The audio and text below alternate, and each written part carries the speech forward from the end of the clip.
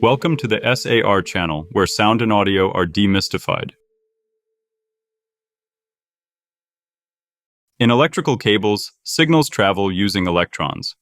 In fiber optic cables, the signals are carried by light particles called photons.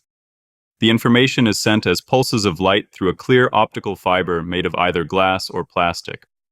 Plastic fibers are thicker and used for short distances, while glass fibers are used for long-distance communication. Fiber optics are immune to problems that affect electrical cables, such as electromagnetic or radio interference, lightning, or high voltage. They also don't create interference for nearby equipment, prevent ground loops since they are non-metallic, and are safe because they can't shock or spark. Other benefits include low signal delay, very few transmission errors, small size, lightweight, and high durability. Even though fiber optics can handle very high bandwidth, the cables themselves are extremely thin, measured in micrometers, and can contain many fibers in a single small cable. Every fiber optic system, whether it connects home audio gear or entire cities, has three main parts. 1. Optical source, modulator, turns electrical signals into light. 2. Transmission medium, the fiber that carries the light. 3. Optical receiver, demodulator, turns the light back into an electrical signal. Light sources can be LED or laser diodes. The fiber itself is the transmission channel. Receivers are usually PIN or avalanche photodiodes, APD. Other necessary parts include circuits for encoding and decoding data. Typically, low-bandwidth systems use LED and PIN with TTL interfaces and multimode fibers. High-bandwidth systems use lasers and APD with ECL interfaces and single-mode fibers. Lasers are preferred for long-distance communication.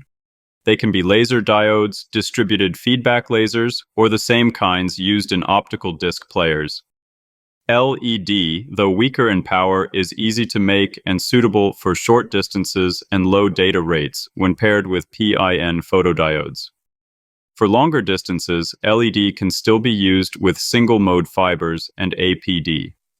The choice of detector depends on factors such as data rate, sensitivity, interference, wavelength, and available light power. A fiber optic cable works like a light pipe that keeps light trapped inside. The central glass or plastic part is called the core, and it's surrounded by a cladding layer that reflects light back into the core so it continues traveling to its destination. Around the cladding is a protective buffer for strength. The cladding has a lower refractive index than the core, creating a reflective boundary. When light hits this boundary, it's partly or completely reflected back into the core. If the light hits at an angle greater than a certain critical angle, it's fully reflected, a process called total internal reflection, TIR.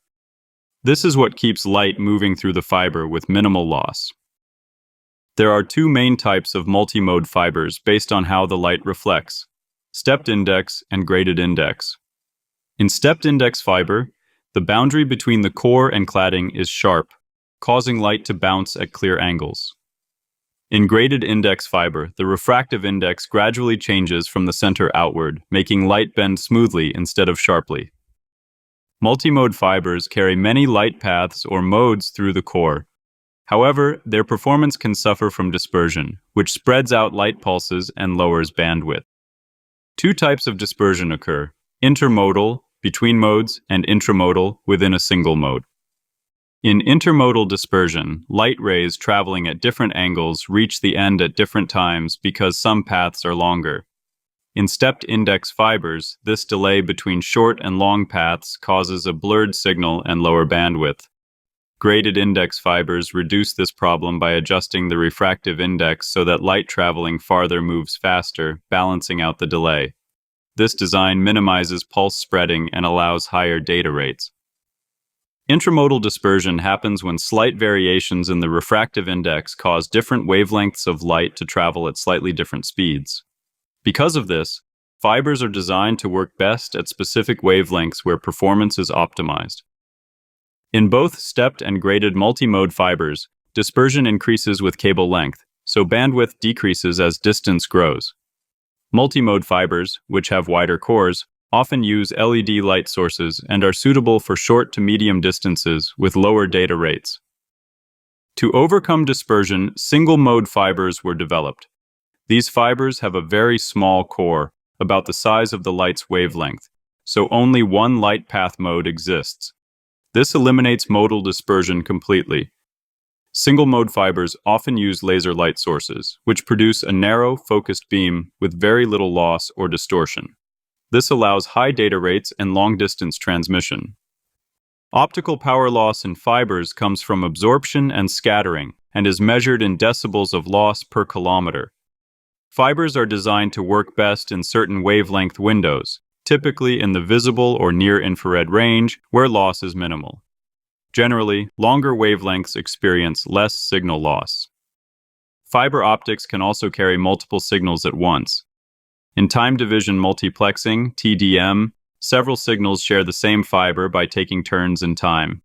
In wavelength division multiplexing, WDM, multiple light signals at different wavelengths, colors, are sent simultaneously through one fiber using separate lasers. At the receiving end, these wavelengths are split again and sent to different receivers, allowing large amounts of data to be transmitted efficiently over a single optical cable. If you've enjoyed this video so far, please hit the subscribe button for more. Thank you.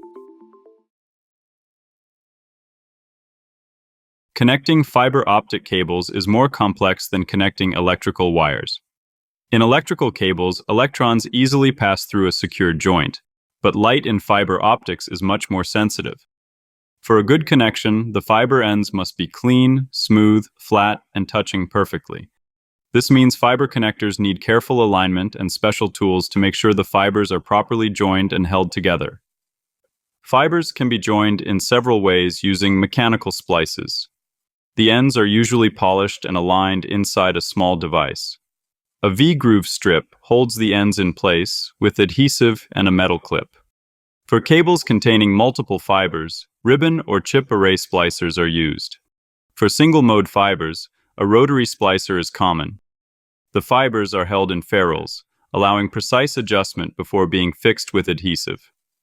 Mechanical splices are often temporary and later replaced by fusion splicing, which is preferred because it greatly reduces signal loss.